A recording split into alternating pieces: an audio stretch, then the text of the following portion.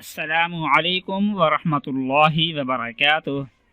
ناظرین، امید ہے کہ آپ سب لوگ خیر و عافیت سے ہوں گے، اور اللہ تبارک و تعالی سے دعا بھی یہی کرتے ہیں کہ وہ ہم سب کو اپنی حفظ و امان میں رکھے، آمین۔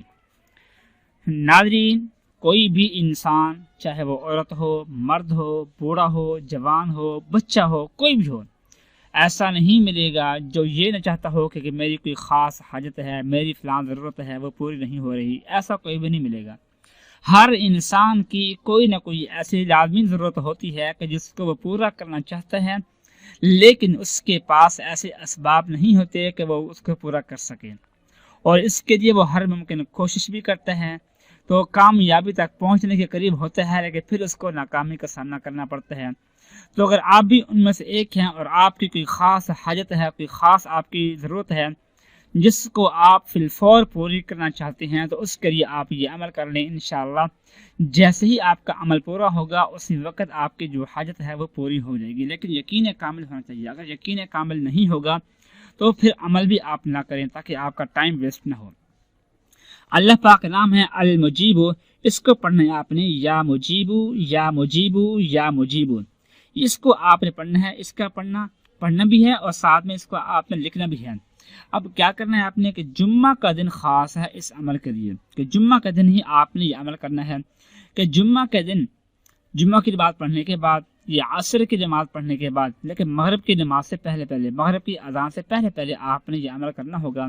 ایک صاف کاغذ آپ نے لے لینا ہے، بالکل صاف نیٹ کاغذ ہوتا ہے، جیسے کہ فوٹو کاپی والا جو پیپر ہوتا ہے وہ لیں، یا کوئی اور جیسے آپ کا دل کرے۔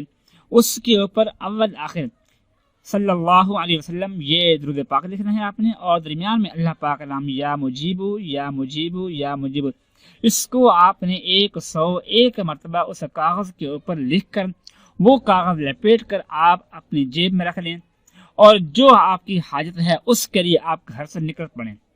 بس جب تک وہ کاغذ آپ کی جیب میں ہوگا، آپ اس کام کے لیے گھر سے نکلیں گے، جہاں پر بھی ہوگا، آپ کے گھر کے باہر ہے، گھر کے اندر ہے، جہاں پر بھی ہے، جیسے ہی آپ وہاں پہنچیں گے، مطلوبہ انسان کے سامنے پہنچیں گے، تو اسی وقت آپ کی جو ضرورت ہے وہ پوری کر دے گا، پوری ہو جائے گی، لیکن اس کے اسباب پیدا ہو جائیں گے۔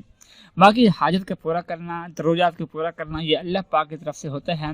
ہم انسان جو ہیں وہ ایک دوسرے کے لیے اسباب بنتے ہیں، تو اسباب آپ کے پیدا ہو جائیں گے، اور آپ کی جو بھی ضرورتیں ہیں وہ انشاءاللہ پوری ہو جائیں گی اسی وقت، اسی دن۔